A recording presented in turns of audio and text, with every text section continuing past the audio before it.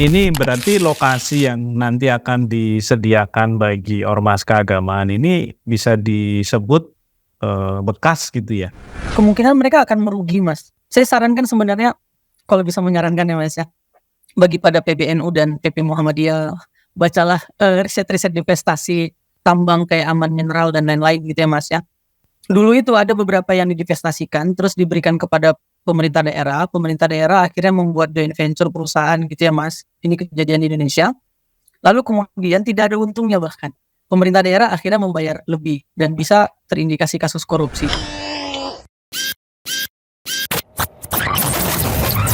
Halo sahabat integritas, jumpa lagi di kanal Satu Visi Utama program Buka Kartu. Banyak NGO, baik domestik maupun internasional atau lembaga swadaya masyarakat, akhir-akhir ini kembali dituding menjadi bagian dari skenario asing gitu ya, di Indonesia. Kita tahu itu salah satunya karena mereka banyak yang keras ya menolak pemberian izin usaha pertambangan bagi ormas keagamaan. Dan salah satu yang kemudian dilaporkan kepada Kemendagri secara langsung oleh pengurus besar HMI ya, Himpunan Mahasiswa Islam Indonesia adalah Greenpeace. Nah, Greenpeace ini sudah berkali-kali juga sebenarnya dituduh ya merupakan bagian dari kepentingan asing di Indonesia, mengganggu keamanan dan ketahanan nasional gitu ya. Sehingga kemudian mereka selalu diminta untuk dibekukan atau dibubarkan atau bahkan rekeningnya juga dibekukan gitu. Itu terakhir juga permintaan dari HMI ke Kemendagri. Nah, untuk membahas sebenarnya kenapa selalu muncul wacana atau tuduhan anti asing, kita akan mendiskusikannya dengan Mas Iqbal Damanik. Mas Iqbal ini adalah campaigner untuk sektor kehutanan ya di Greenpeace. Lama malang melintang di isu lingkungan hidup di Indonesia, sebelumnya juga aktif di Auriga, satu lembaga riset gitu ya dan advokasi yang juga bergerak di isu lingkungan. Sebelumnya juga aktif meneliti soal lingkungan di artikel 33 kalau tidak salah. Mas Iqbal ini adalah lulusan Master UI ya untuk program politik dan pemerintahan. Kita sapa dulu Mas Iqbal. Mas Iqbal apa kabar? Baik, Mas Adnan. Baik, apa kabar, Mas? Kabar sehat Mas Iqbal. Lama kita nggak ketemu ya. Lama sekali kayaknya. Ini jadi kalau tuduhan anti asing ini sebenarnya sudah kayak minum obat ya. Ya, Karena kalau saya telusuri beritanya itu bahkan di tahun 2012 pun informasi atau tuduhan itu muncul gitu ya. Dulu saat saya di ICW juga kadang-kadang dituduh juga anti asing, kadang anti PKI, kadang anti Israel gitu ya, macam-macam lah. Pokoknya sesuka orang yang menuduh atau kelompok yang menuduh. Tapi kan dia itu come and go ya. Nah, kalau Mas Iqbal sendiri melihat dia biasanya muncul itu saat-saat apa sih? Ya, karena kan selalu ada konteks ya yang melatari kenapa kemudian muncul kelompok ini, kelompok itu, pakar ini, pakar itu ya yang kemudian mengatakan ya salah satunya ya yang menolak tiup tambang bagi ormas keagamaan itu adalah anti asing gitu ya. Bisa dijelaskan Mas Iqbal?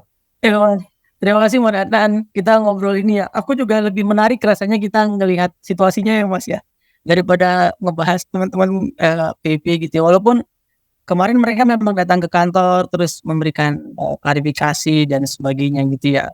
Dan mereka datang ke Greenpeace juga? Ya, akhirnya mereka datang ke Greenpeace gitu ya.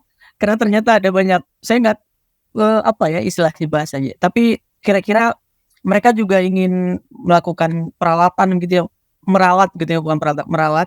Kira-kira apakah itu sikap PBHMI yang jelas atau tidak gitu, atau apakah itu atas nama PP atau tidak gitu. Kira-kira itulah obrolan di sana gitu, Mas. Tapi menarik untuk melihat situasi gerakan masyarakat sipil juga sebenarnya ya, Mas. Kayak kata Mas Adnan, situasi-situasi tuduhan-tuduhan ke kita kayak gini tuh enggak 1-2 kali, termasuk ke teman-teman ICW gitu ya, oleh para expert dan prof ya, Mas. Kita pernah mengalami itu. Amerika juga pernah gitu ya. Bahkan dulu, iseng-iseng kan mereka tuh dulu bahkan, melihat pendanaan donor dan sebagainya gitu ya. Sebenarnya bagi Greenpeace juga kita terbuka gitu ya, yang saya membaca draft-nya kawan-kawan yang diklaim sebagai punyanya PBHMI ya Mas, yang ditaruh ke Kemendagri itu, saya lihat ya itu memang, memang terbuka karena keuangan kita terbuka gitu ya. Ya saya tantangin juga teman-teman PBHMI mau nggak buka keuangannya se-clear teman-teman ICW, se-clear teman-teman Kalau Greenpeace gitu kita ya cek Mas. di websitenya kayaknya nggak ada tuh laporan keuangannya ya. Kalaupun nggak dari donor bisa dari sumbangan, Kanda siapa atau Iya, Linda siapa gitu ya Mas ya. iya, Itu iya, menarik iya, juga iya. sebenarnya atau ada wakaf kah, berapa besar wakaf teman-teman PBH. Tapi kita nggak mau masuk ke situ. Tapi saya mau masuknya, eee, ini itu selalu terjadi di adanya isu-isu genting atau isu-isu yang lagi tinggi gitu, Mas. Kayak kayak sekarang lagi ada isu soal IUP yang diberikan kepada ormas keagamaan dan kita kritik habis di situ dari beberapa sisi gitu ya, Mas.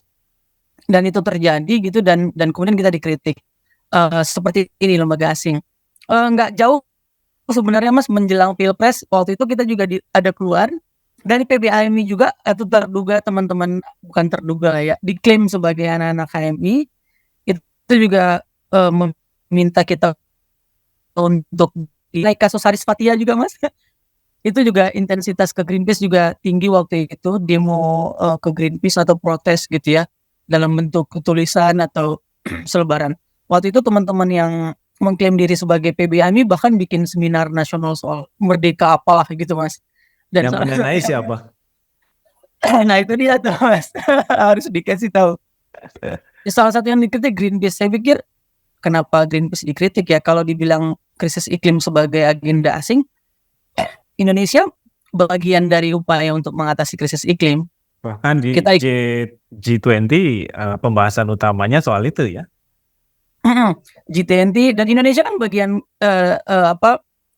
istilahnya ikut selalu di COP28, ikut selalu di COP ya Mas, Conference of Party untuk krisis iklim. Bahkan Presiden Jokowi selalu pidato gitu di sana, tanda kutip, menjual, nama baik Indonesia gitu ya. Begitu juga, Pak Wakil Presiden gitu. Menjual Jadi hutan Indonesia. ya bisa dibilang begitu ya Mas.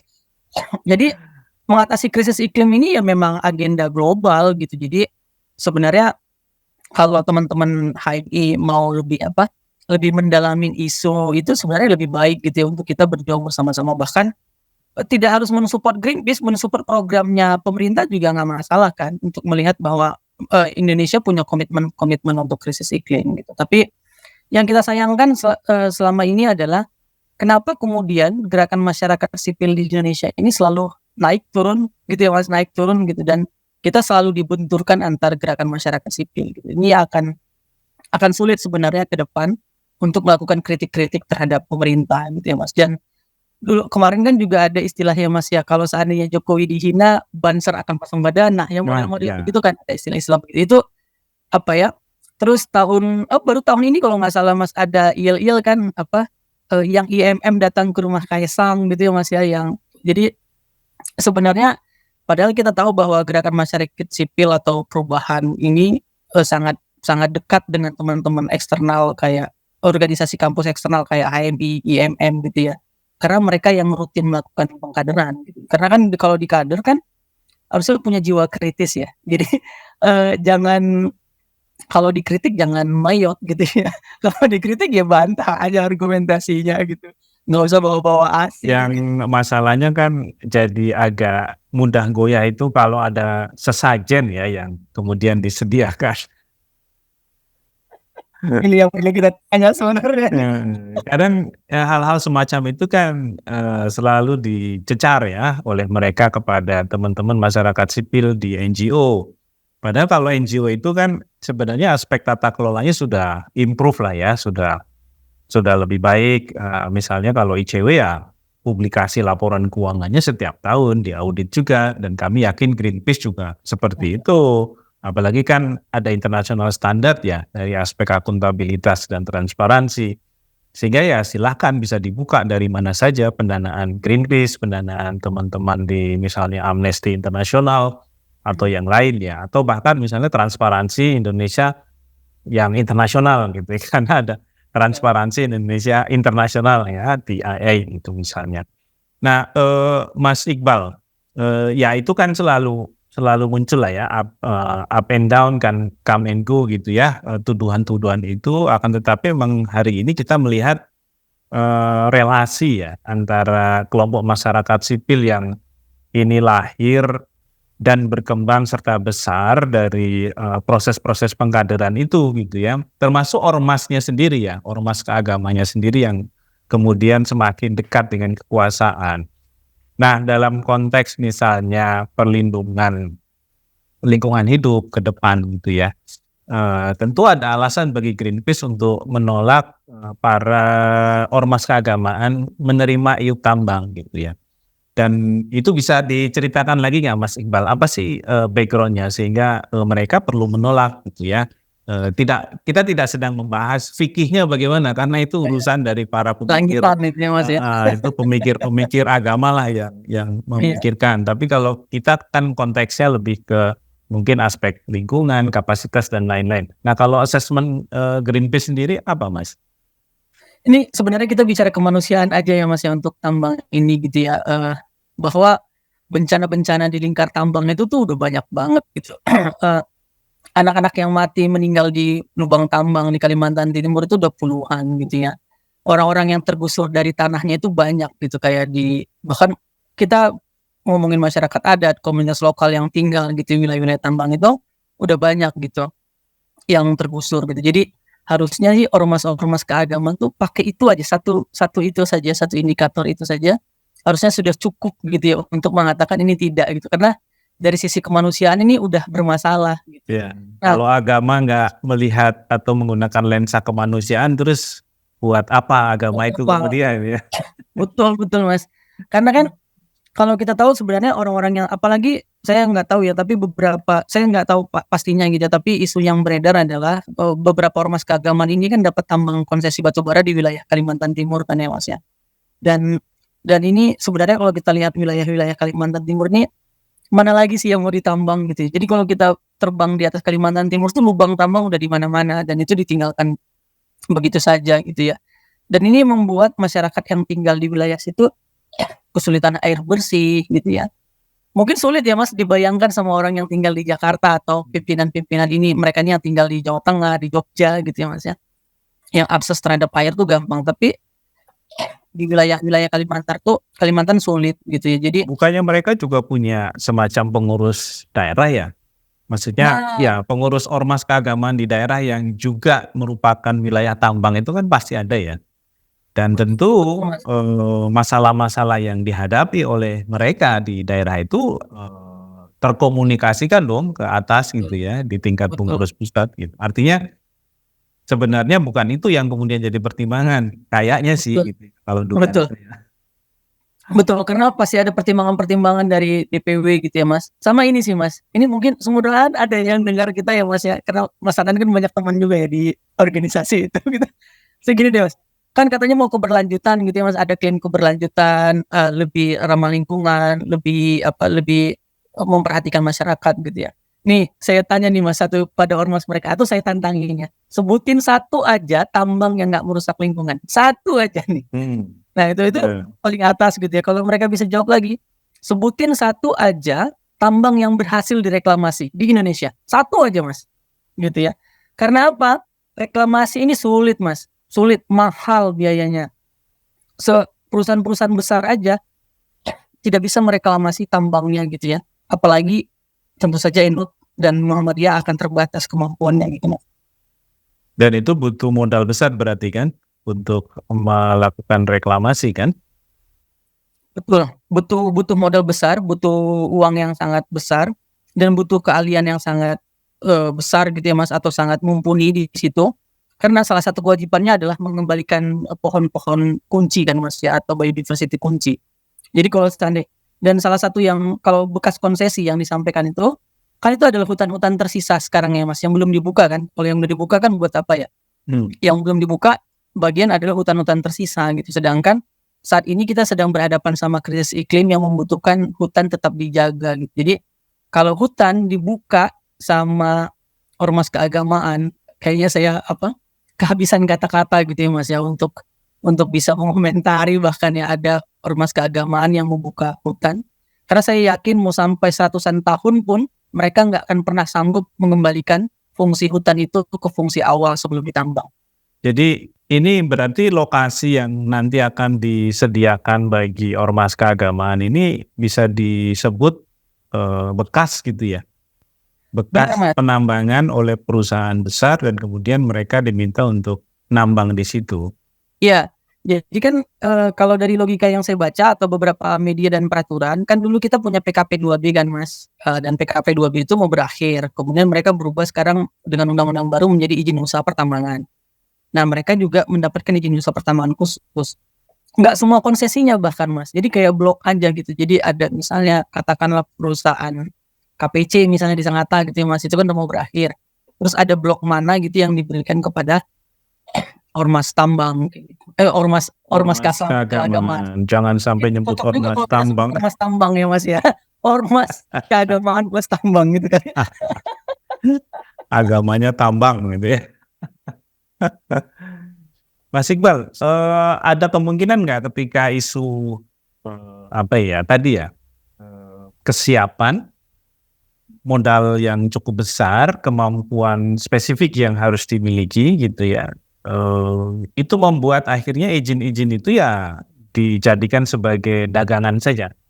Artinya karena tidak punya kapasitas ya diserahkan lagi ke organisasi atau ke perusahaan yang punya kesanggupan untuk melakukannya dan atas nama itu kemudian mereka mendapatkan semacam biaya atau keuntungan lah ya dari mensubkonkan gitu ya, kalau bahasa yang sederhana itu mensubkonkan izin itu ke pihak lain. Mungkin nggak itu yang kemudian justru akan terjadi? Bahkan yang terjadi kemungkinan mereka akan merugi Mas. Ini kan apa yang terjadi sama beberapa divestasi. Ini kan beberapa riset-riset soal waktu itu ada, saya sarankan sebenarnya kalau bisa menyarankan ya Mas ya, bagi pada PBNU dan PP Muhammadiyah, bacalah riset-riset divestasi tambang kayak Aman Mineral dan lain-lain gitu ya Mas ya. Dulu itu ada beberapa yang didivestasikan terus diberikan kepada pemerintah daerah akhirnya membuat joint venture perusahaan gitu ya Mas. Ini kejadian di Indonesia. Lalu kemudian tidak ada untungnya bahkan. Pemerintah daerah akhirnya membayar lebih dan bisa terindikasi kasus korupsi. Saya khawatir sekali sebenarnya dari sisi tata kelola ini gitu ya Mas.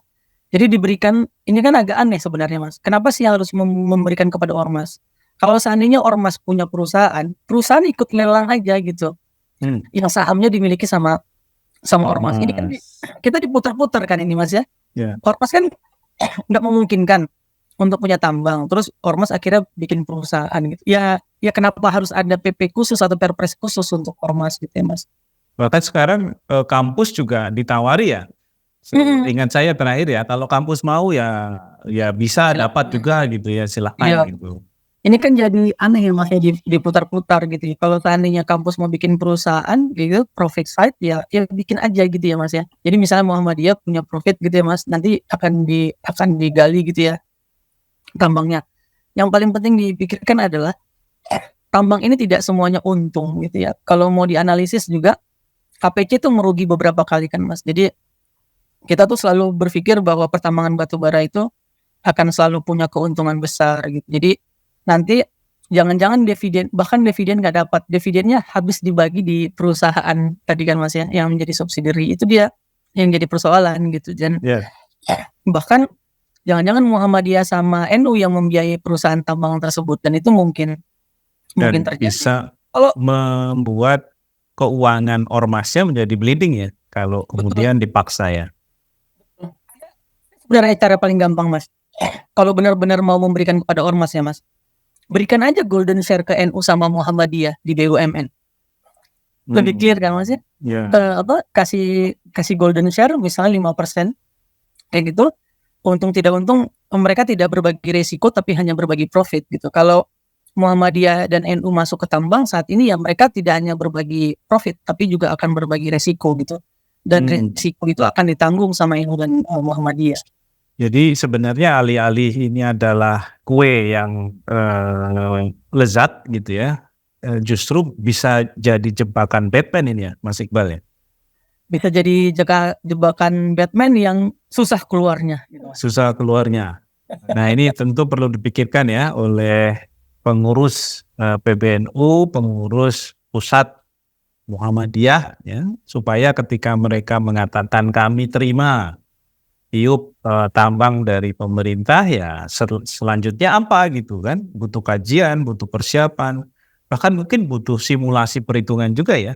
Kalau ngomong bisnis kan ada RAB-nya gitu ya. Betul, betul. Kira-kira kalau sekian miliar atau sekian ratus miliar sudah dikeluarkan untuk modal, kira-kira dalam berapa tahun kemudian itu bisa balik modal gitu ya, atau break even point gitu. Ya. Belum lagi kan estimasi kira-kira yang ada di kandungan perut bumi itu berapa hasilnya. Apakah misalnya ternyata begitu digali ya yang ada cuma sekian gitu ya, yang ada nggak seberapa gitu, sehingga juga ketika diproduksi menjadi raw material, entah itu misalnya batu bara, entah itu misalnya yang lain gitu ya, itu juga tidak menguntungkan gitu. Apakah demikian sebenarnya logika yang harusnya dibangun gitu ya oleh para pengurus ini? Betul, Mas. Dan satu lagi, karena tadi nyinggung RAB atau RKAB yang masih ditambang.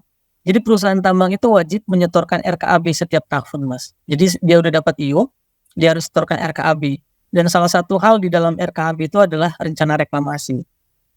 Harusnya tahun berikutnya pada tahun kedua RKAB tidak bisa disahkan oleh pemerintah daerah atau pemerintah lah gitu ya, Mas, dalam hal ini, kalau seandainya reklamasinya belum berjalan gitu ya.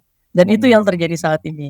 Dan itu kan korupsi di tambang rata-rata di jaminan reklamasi. Jadi mereka membiarkan jaminan reklamasinya sehingga lubang-lubang tambang itu begitu saja dibiarkan.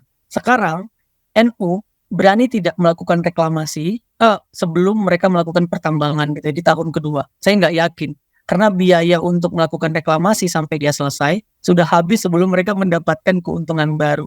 Jadi mau tidak mau sebenarnya NU dan Muhammadiyah akan terjebak pada proses yang sebenarnya tidak menguntungkan gitu ya, Mas, ya, dalam konteks ini. Karena Bahkan tidak menguntungkan juga secara politik ya, karena masyarakat kemudian kan akan melihat mereka kok jadinya mau berbisnis gitu, padahal ini kan ormas keagamaan gitu. Belum lagi nanti tidak menguntungkan secara ekonomi, karena ternyata misalnya ketika digali ya nggak dapat apa-apa gitu. betul, Mas. Jadi kayak udah jelek namanya terus nggak dapat apa-apa gitu ya, Mas. Kebanyakan main Betul. lumpur, kena bajunya susah dicuci. Iya, lumpurnya bukan nggak jadi apa-apa juga Nggak jadi gitu ya. apa-apa juga, betul, Mas. Siap, Mas Iqbal. Sepertinya ini menarik untuk didengarkan oleh para pengurus ormas yang menerima tambang gitu ya. Kita masih mendengar beberapa ormas keagamaan lain kan menolak ya. Misalnya PGI itu sepertinya masih tidak bergeming dari posisi semula. KWI juga demikian gitu ya. Saya tidak tahu yang Hindu atau Buddha seperti apa. Tapi yang pasti yang sudah clear memberikan restu bagi iup tambang itu adalah NU dan Muhammadiyah. Semoga diskusi kita didengarkan oleh mereka dan akhirnya mereka juga kemudian punya insight lagi yang mungkin lebih objektif untuk didengar gitu ya, lebih punya antisipasi ke depan bagaimana supaya tidak punya ya efek buruk yang berlipat-lipat. Tadi sudah disebutkan oleh Mas Iqbal, nama baiknya juga sudah kadung tercoreng gara-gara menerima iup tambang, tapi kemudian ketika dijadikan sebagai arena bisnis juga ternyata tidak menguntungkan, malah merugikan gitu. Jadi hati-hati dengan jebakan Batman ini. Itulah kira-kira pesan diskusi kita dengan Mas Iqbal kali ini. Mas Iqbal, terima kasih banyak untuk insight-nya. Sahabat Integritas, jika kalian adalah bagian dari anggota ormas keagamaan, baik NU atau Muhammadiyah, silahkan bagi konten ini ke para pengurus inti di kedua ormas itu, supaya mereka bisa mendengarkan, supaya mereka juga kemudian bisa berpikir lebih matang ya untuk sampai ke proses-proses bisnis selanjutnya dari sektor yang sebenarnya sangat-sangat lukratif kalau menguntungkan, tapi juga sangat bonyok kalau merugikan gitu ya. Kira-kira itu. Jangan lupa subscribe, like channel, and comment kanal kita Satu Visi Utama. Kita ketemu lagi di lain waktu. Sampai jumpa.